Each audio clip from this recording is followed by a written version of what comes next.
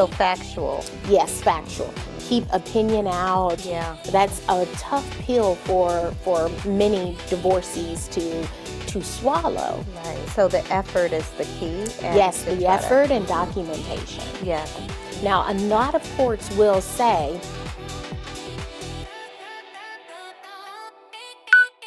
hello. Hi, Maiya. Hello, MaryJ. Good. You look great. So do you. Great. So today we're talking about how the people make those just for now decisions and how those decisions can turn into the basis for temporary orders. Okay. So, but before we start, I want to talk about the child support law and how that changed and how is that going? I want to know if dads are actually jumping to rush to get more time with their children. What are some things that you're seeing? Perfect. So January 1st, 2026, our child support worksheet got an overhaul. The prior calculators did not give the non-custodial parent credit for parenting time with the children. Now, for each day that the non-custodial parent has a child, he or she will receive credit for it. Every day? Well, overnights. We count overnights. So Right. there is an actual calculator in our worksheet that counts the number of overnights that the non-custodial parent has with the child. Okay. So it typically is fathers that are the non-custodial parents, so we can just use dad as a reference, but that doesn't, there are mothers who are Right. non-custodial parents as well. Sure. But it decreases the amount of child support that one has to pay. So now we are seeing the non-custodial parents seeking to have increased parenting time. That's so wonderful. The standard parenting time was usually every other weekend, Right. with the weekend being defined as Friday to Sunday. Well, now we're getting that push to expand that weekend parenting time. Love it. And to add weekday parenting time as well. That is wonderful. I think that's Yes. such a good thing, and it benefits is. the children. So It does. It Yeah. ensures that both parties are equally involved in the children's lives. Yeah, yeah. And it helps the parent who is, putting in all Yes. the, full-time care for the child and gives them a break too. Yes. All right, well, today we're talking about that just for now trap that oftentimes people get themselves into. And they think it's harmless, but could, agreeing to these things potentially harm them and hurt them over a long period of time. So first of all, before we get started, I want to turn to you and just ask you about temporary orders. What goes into that, and just give us kind of the rundown as to what a temporary order is. Sure. A temporary order is a Band-Aid, if you will. It is an order that is going to keep order and prevent chaos while you're waiting for your divorce to be finalized. Okay. So a temporary order can determine things such as custody and visitation on a temporary basis, alimony, child support, the payment of bills. It can determine whether or not a home is to be placed on the market at that time period, or the steps that parties need to take in order to get the home placed on the market to And be I can sold. tell you, I usually do look for ask for the temporary order. When I'm brought in as a divorce realtor, the first thing I look for is, well, what does the temporary order say? Yes. So that I can identify kind of how we're supposed to move as far as marketing and the listing agreement. Yes, and a temporary order, it removes subjectivity, and it gives each party an objective template to follow. So that means that you cannot deviate from it. Now, there are two ways to arrive at a temporary order. You can arrive at a temporary order by consent, which is where both parties agree. They map out the terms of the agreement, and then a judge subsequently signs it and makes it an order. Okay. Or the parties can have a hearing, a temporary hearing, which is not as drawn out as a final hearing. There are some rules that prevent those from being as long as final hearings, such as witnesses. You're only allowed to have one additional live witness at a temporary hearing, but you can have a temporary hearing and the judge can listen to the facts and determine what is going to be in that temporary order. Gotcha. So two ways. The best way is obviously by consent. Oh, for sure, for sure. We definitely want to try to get our, set the narrative and kind of define how we want to move as opposed to having someone agree for us. But, I mean, I guess there are circumstances where a party needs to have the court hearing if they Yes. can't agree. Yes. Okay, so what about folks who, like, let's talk about the consent scenario, and you're in that scenario and you're trying to be flexible, and so you're agreeing to things that maybe you're not really comfortable with. Let's talk a little bit about that and think through kind of what are the repercussions on down the line. Right. So a few weeks back, we discussed the dangers of establishing a status quo. So any behaviors or actions that you put in place voluntarily, and if they are working and they're not detrimental, Yes. then the court will adopt them as a part of a temporary order. Got it. So that means that if the parties were separated and they decide, well, this is how we're going to pay the bills and this is what we're going to do with visitation, we're going to have joint custody of the children. Well, when you get to a temporary hearing, if it's proven that that joint physical custody model, along with that apportionment of the bill payment is working, Yes. then the judge is going to say, all right, that's already in place. All parties are familiar with it. Let's go ahead and make that order of the court. Got it. And then you have basically a voluntary agreement is morphed into an order that is now enforceable.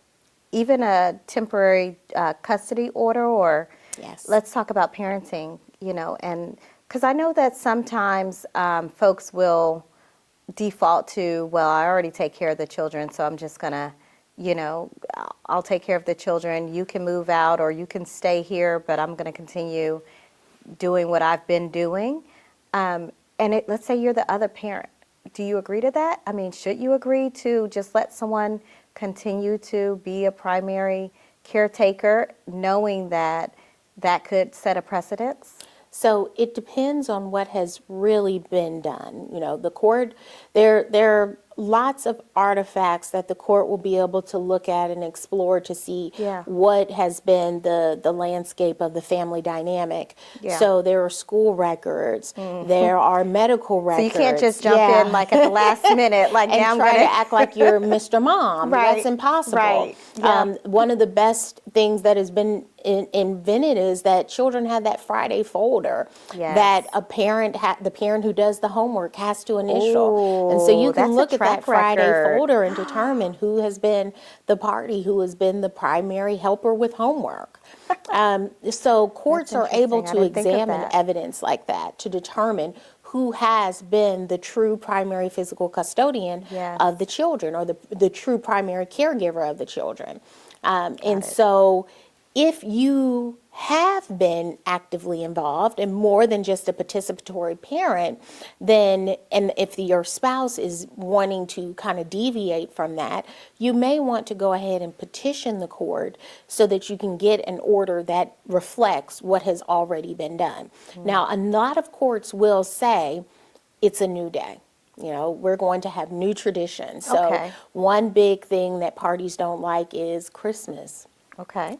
All parenting plans have it where either the parties are going to equally share Christmas Day, or you're Right. going to alternate it. So one year you may not see your children on Christmas Day, Right. but you will have them the next year. That's a tough pill for many divorcees to swallow. Right. But the same can be held true for some of the other traditions that you have in your household. And a court may say, well, perhaps dad wasn't as equally as involved during the marriage, but he's ready to do it now. Let's give him a chance. So it's Okay. going to be based upon what county you're in and who your judge is. Wow, interesting. So as an attorney, I guess this is probably why you're so good. Thank is, it seems like you have to kind of get to know the judges and the courts and the counties. Yes. Okay. Yes. So each county is different, but even within the county, each judge can rule differently. You can have a conservative judge and a very liberal judge on the same bench in the same county. And they could issue rulings that are completely in stark contrast with one another. Got it. So you've got to understand what parent you have that you're going to have to go ask your question to Yes. get permission. Yes, so you have to know which judge you're going to have, and you won't know Yeah. that until you actually file. Got it. Got it. Okay, we're going to talk a little bit about filing in the next episode. So if you are listening, stay tuned because we're going to have a good episode about that one. So let's talk about temporary orders. And I guess I'm looking for a set time period where it actually, the status quo we talked about actually does become the basis. So is it like a year of doing this and now it's become a status quo? What time period are we thinking here it takes to establish something like that? Well, it depends on the judge, but typically a good rule of thumb is 6 months, especially when we're referencing children. Okay. If the children, specifically with schools, if children have started school and they're well into their first semester, a judge isn't going to shake up custody in the Got middle it. of a semester. Okay. A judge is less likely to shake up custody in the middle of an academic calendar year. Yes. So most custody exchanges are done when school is out for the summer. Okay. Okay. Sounds good.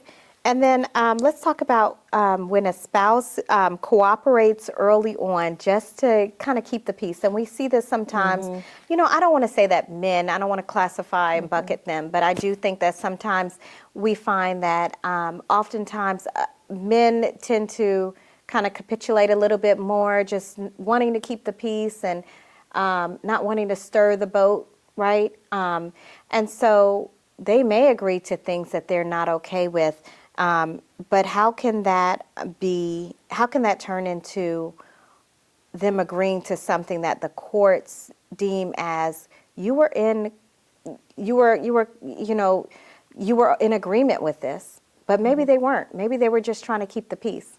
So how do you discern that in your cases? If you're representing the male, you know, how do you say and push for what evidences would you provide to say, hey, he was just trying to keep the peace here. Was not okay.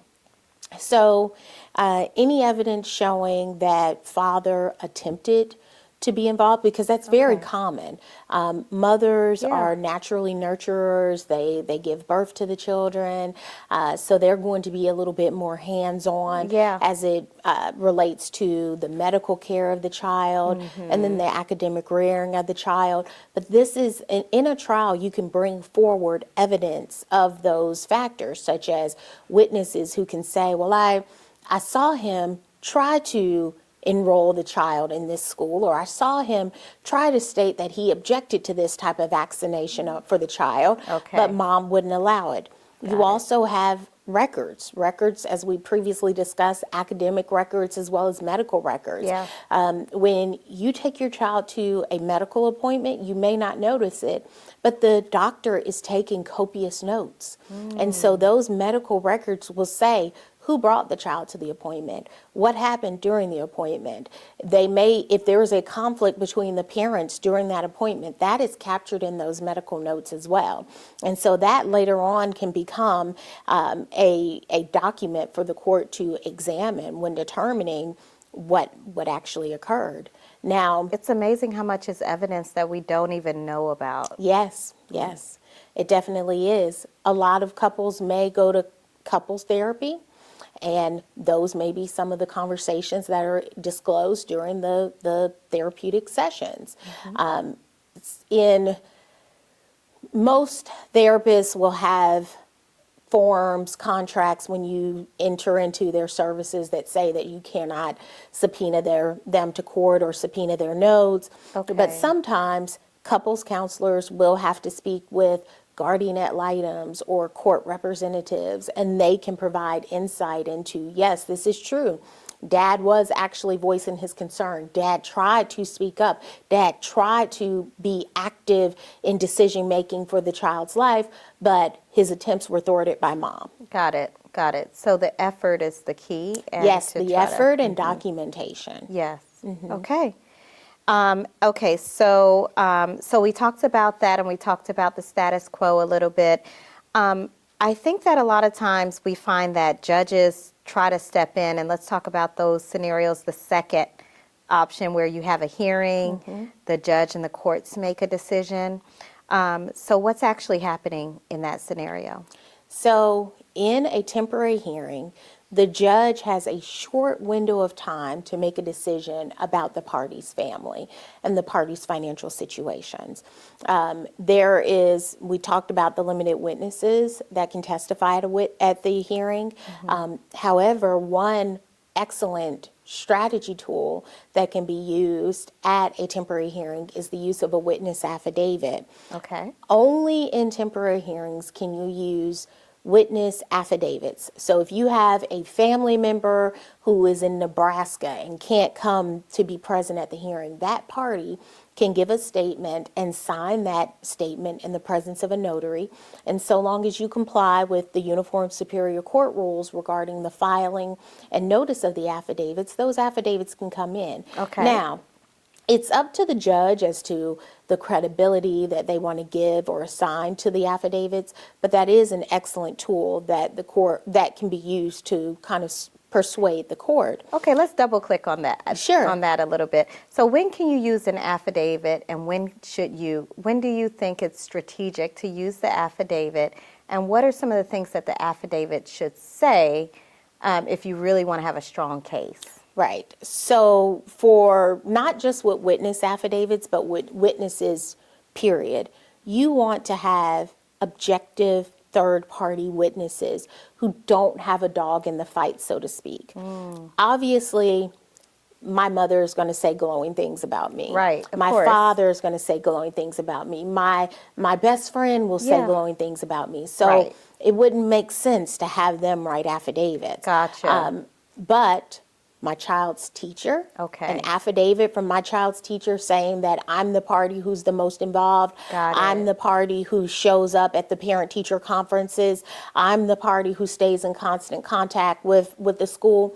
That's going to be moving. That makes An sense. affidavit from a medical provider saying that I'm the party who is constantly bringing the child to the appointments. Their I'm extracurriculars, Yes. even soccer games, Yes. coaches. So those individuals who don't care about the personal battle between the two spouses, those are the parties that you want to have as witnesses, or if you can't have them as a witness and you're at the level of a temporary hearing, use them for a witness affidavit. That makes sense. And Yeah. you want to make sure that that they're not inflammatory, that Yeah. the affidavits are not badgering the other side, Okay. but they are more so speaking to the strengths of the party who is presenting the affidavit, or Got the it. role that party played in the child's life. So factual. Yes, factual. Keep opinion out. Yeah.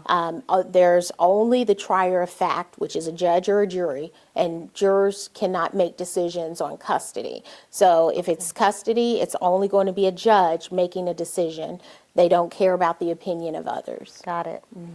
This is so much great information. You know, I really think that, we really have to understand sometimes how the evidences we're bringing forth either are beneficial or not. You know, if we're going to take the time to document things, almost feel like we should definitely make it count. And as a real estate agent, oftentimes I talk about pricing strategy, listing the property at this time with the temporary order, right? And this is where we oftentimes, I come in to find out if I have authority to list it or not, right? And so with that, I will go for it with the strategy. And we've got to make it count. We can't go out on the market and then have to retract it because of something that wasn't well thought out and planned. So this is where I recommend that my clients reach out to me for a marketing strategy consultation. And I Awesome. provide that consultation with no charge because it is part of, my real estate professional, services that I provide. And we get, oftentimes we are looking for finding the right strategy because it helps us to properly market the house the first time. So it's beneficial for both parties. So in that marketing strategy, we're looking at, do you need a private listing? Do you need a public listing? Because I do offer private listing options. Okay. And that's for folks who have a very sensitive or high conflict divorce. They don't want it publicly marketed that they are going through a divorce or that they're selling their home. And so what I do is I offer private listing options, and that just allows us to find a buyer and pretty much get the house sold without it having to hit a public MLS. So how would I refer a client to you for a consultation? You can find me on my website, MaryJATL.com, but as an attorney, you would directly reach out to me, and I am usually you can reach me through my email, so MaryJ@MaryJATL.com. And also I have my phone number on my website, I have a contact form, but best of all, I have an attorney referral form on my website. And so you can actually fill out the entire referral form. It asks you about what stage you're in with your client.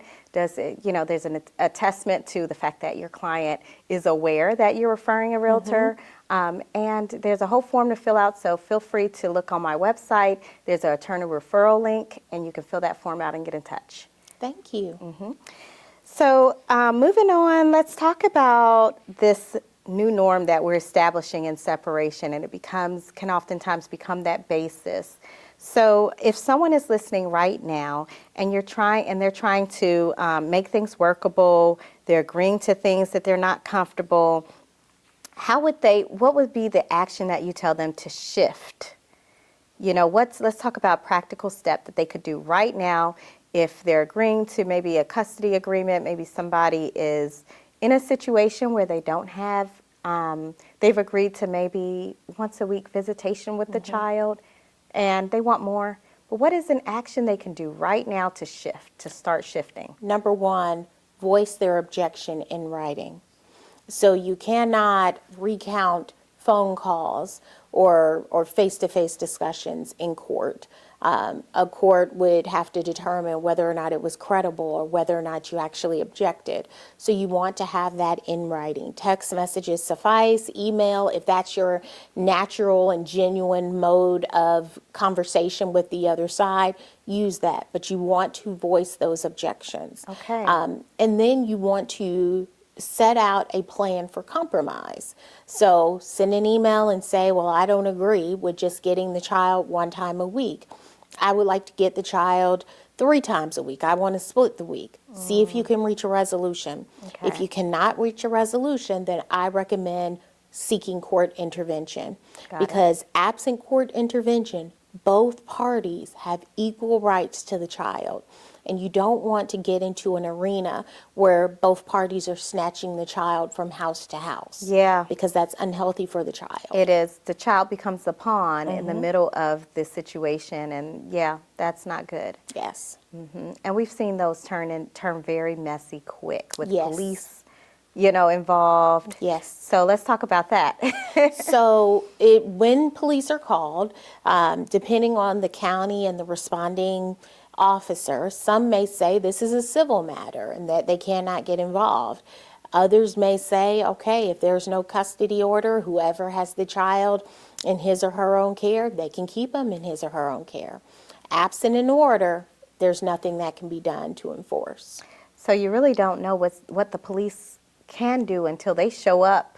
Yes. And then they're going to make a decision if they're even going to give the child back to you or... This can be very messy for separated folks.